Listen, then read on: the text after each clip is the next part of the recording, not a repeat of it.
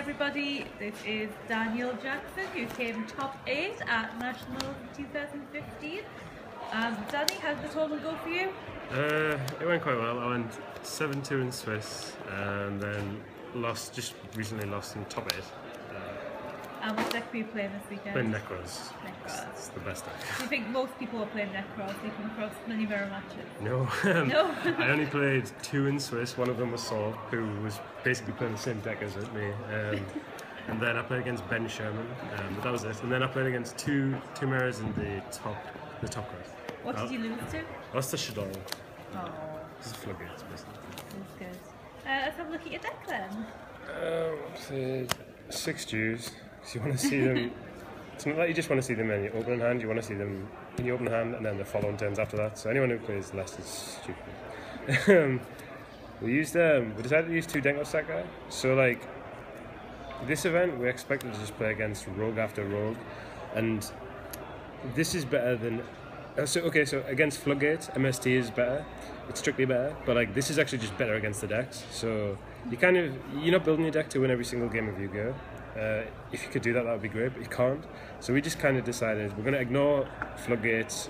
I mean, if they don't flip the Floodgate in the standby phase, then Denko beats them. And if they do, well, okay, fair enough, we'll lose to Floodgates. But this is, out of this and MST, this is just better in the mirror match. And you can't play this and MST because you've got too many dead cards for the mirror match. Do you want to explain why you play it with Sideblocker as well? You play it over Sideblocker because Sideblocker isn't a blowout against rogue decks. And if they don't actually have the Floodgate already up, Sideblocker is just a brick. So if they've got back rows and they don't preemptively flip the Sideblocker, you can't really just summon Sideblocker, call the Floodgate, and then get beat by another Floodgate. So this is just much better. It won me like a lot of games. The slag, referred to her as the slag. I use the slag. This is just a searchable Jin out via Rona, but it also, rather than Bullblader, this beats 101 Emptiness, and Bullblader totally loses to 101 Emptiness. So like Emptiness in general, I'm in Decisive Armor, so I can out Emptiness and a normal guy, whereas most people don't. But this is better against that. And like yes, this loses to Lancia, but like if they Jin lock here with Lancia and then you've got an unplayable hand, fair enough, you accept again, like you just accept that you lose that game. And this is the UK, so they could have so easily been playing like 3 Gungnir. I wouldn't be shocked. And this is like better against Shadol and things like that.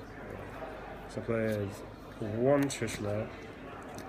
This is correct. Playing 2, like, so if you're playing 2 for the mirror match, your opponent first has to have a board face up, like a board. So for them to have a board, it usually means that you have to have effect veiler them. So then for the second Trishula to get used, they also have to have effect veiler in hand.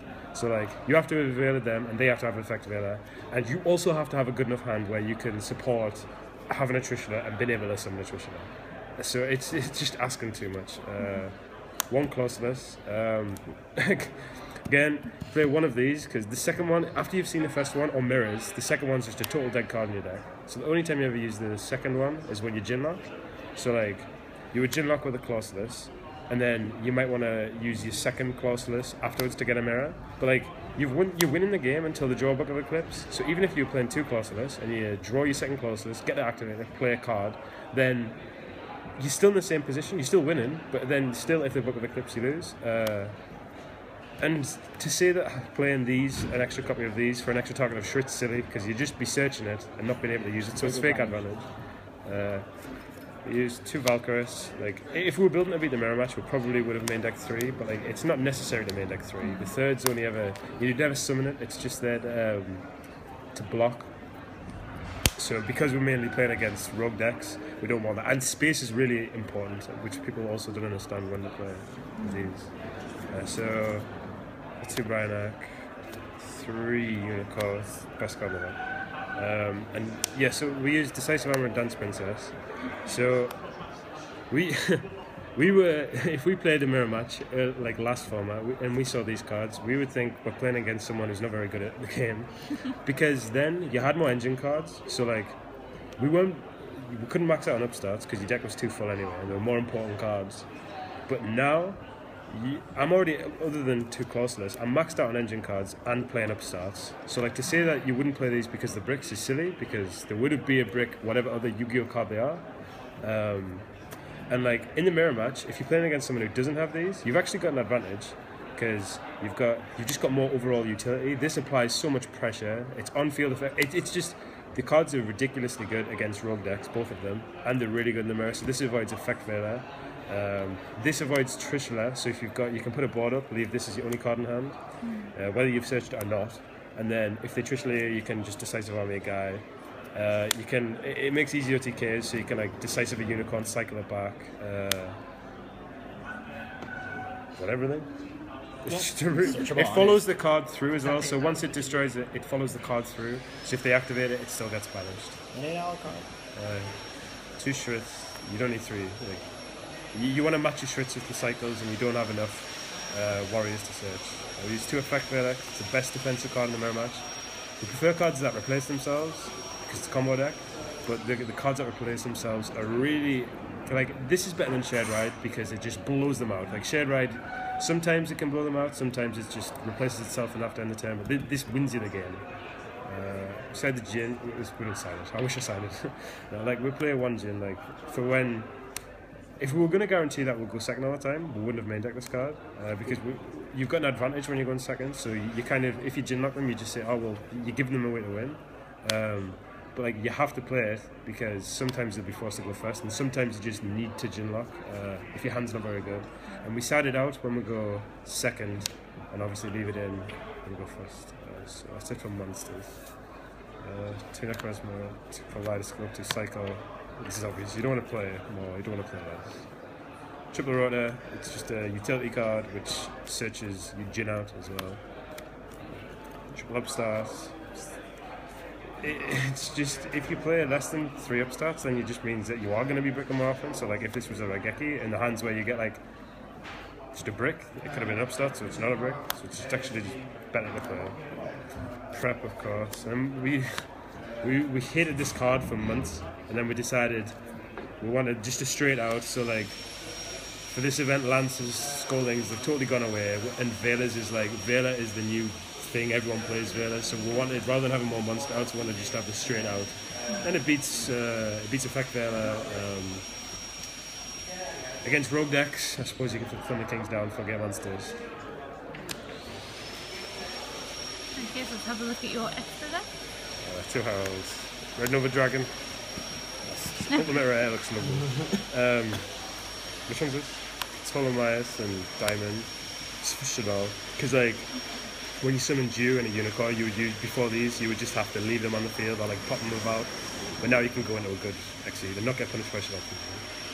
We only played 1 Emerald because we feel like all the other cards are more important to play. So these are obvious. This dodges Effect Vela. What's this do? What's this do? You can Jin lock with this, and then the con Farfear. If you've got Decree against rogue decks, you can summon this, and the con is tiered. And then we use 2 Larval Chain because this comes with more than 2 Emerald. So like, when you use your first, because we don't like Jin locking that often, we like to Larval Chain to send Valkyrie Grave, cycle it back when you use your Larval Chain. So later on in the game, you want your second Larval Chain. Okay. That's 15. And if I had Giant Hand, I wouldn't have played it. You wouldn't have used it. We were going to extra deck Utopia actually, but just every other card is better. The second lava chain came up more, so... Yeah, the second lava chain comes with more than the Utopia. Like Utopia, you can Jin lock with Utopia and you don't lose to DD Warrior Lady or Pull Down. So 3 Shared Ride and Vanity's Emptiness for the mirror. So when we go first, we're at a disadvantage. So we actually side this in and don't offer to side this out. It's like an alternative win condition. Yeah, so like, you're at a disadvantage, so you need as many advantages as possible. But when we go second, we'll offer to side this out. And like, fair enough, some people might say if you win with this game too, if you win with this when going first, they're not going to side it out. But you don't care because you've just won the game. So you're like, okay, well, I can just leave it in for it.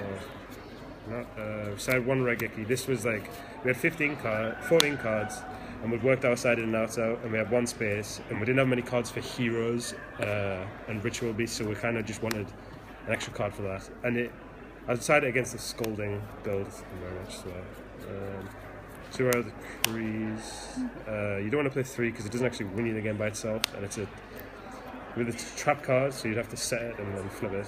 but it is a blowout, which is why we still decided 2. So 3 MSTs just for floodgates, but like we don't side this against the Talonite because the only floodgate they play is anti-spell. Anti-spell, yeah. Is that fair? Yeah. So we're not like if you drew this, you'd actually rather just draw a mirror because you still have to set it. It's only good to an anti-spell turn 1, and you're asking too much for that. But we side deck the hands. Like, these are the best cards against rogue decks. It was originally for Clifford, but they're good against every rogue. It was originally for Clifford, but it's actually good against every rogue deck. So like we don't lose to the way the decks play, we lose to the floodgates, and these are actually just if you brick and you've got a hand, you can still win the game. And we actually side 4 hands against Shadal because again we don't lose to Shadal, we lose to the floodgates. So when Shadal was deemed as the best deck, this card wasn't good because it triggers her effects.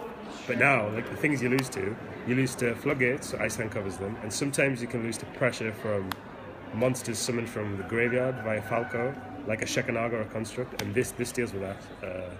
Obviously, they're amazing against Clifford. That's about it, really. Okay. So, what was your most difficult matchup this weekend? What did you struggle against? Anything with a floodgate, really, like because we're not built to beat floodgates, so if we get floodgated, we're just accepting it. So it was just quite hard. Like you can't win every game of Yu-Gi-Oh! You play. You can't win every game of Yu-Gi-Oh! So any game where I get floodgated and I don't have an out, that's the games I struggle with. Like the mirror match is just. Usually the better player in a grind game, the better player nearly always wins as long as they draw a playable hand, which is why we could get away with like main deck and deck Osaka. And like, what other decks were there? I played against Infernoid. I don't know how to play against that deck properly, so I actually lost because maybe I still would have lost, but like I just wasn't sure if I was making the correct plays or not, and we should have played against that deck a bit more because we didn't think it would be a deck, but it was, and it went 9-0. Want to give a shout out to Shek here? Yeah, Adam Shek, he went 7-2 with this exact deck, and he should have topped, but he just missed out. Oh. Did all 4 of you play the same deck? Yeah. Saul. I changed it up a little bit. Darren played the same deck. This is Darren Stevenson. Jordan Illingworth played the same deck. Okay. So, would you make any changes to it? No, not at all. Not a one? It's 100%. I would revert my changes. It's not the best deck in the format. Because it was the best deck for this tournament. It was the best deck for this tournament, though. So, like, if I do go to Euros, I wouldn't be playing this version because I want to be building to beat the mirror match. So you wouldn't play Nekroz. But you would still play Nekroz. Nekroz is absolute best deck. Anyone who plays anything else is just isn't as good at the game. Yeah, they're kidding themselves. They've been silly. Like, the logic is wrong. So the logic is like, I want to play a deck like Shadal so I don't lose to Floodgates. But you're playing a worse deck, so you're going to lose more games because your deck's worse deck. So. You should always play best deck. Like, Shadal's engine loses to Nekroz's engine. Yeah. So. Shadal's engine isn't that great. I mean, Shadal beats Satanite, but Satanite should not be that played of a deck, and some reason it is. There's like, what, two left in the top 4. And only one Nekroz. And only one Nekroz. What does that tell you then? It's the best deck. Must be the best deck. I mean, wrong. I mean, I think, who's left in? You've got Jovan who's left in. At this point, Charlie. And I wish them the best there. I would like Jovan to win because I think he's the best. He really deserves. He's already got 1 win and he deserves it. Also, who did you get knocked out by? I lost to Charlie, which was shit. Yeah. So you had a good weekend. Quite a good weekend, yeah. Yeah. I mean, I wasn't too salty about losing. I handled it well. Like, just a little bit upset. Like, I really thought I was going to win this year. That was the plan. That's everybody's plan. It's always next year. Well, you hope. Oh well done and congratulations. Give everyone a shout out. Banter. Just everyone that I know. Yeah. Well, congratulations, Danny, and hopefully we'll see you at Euros. Thank you very much. Thank you.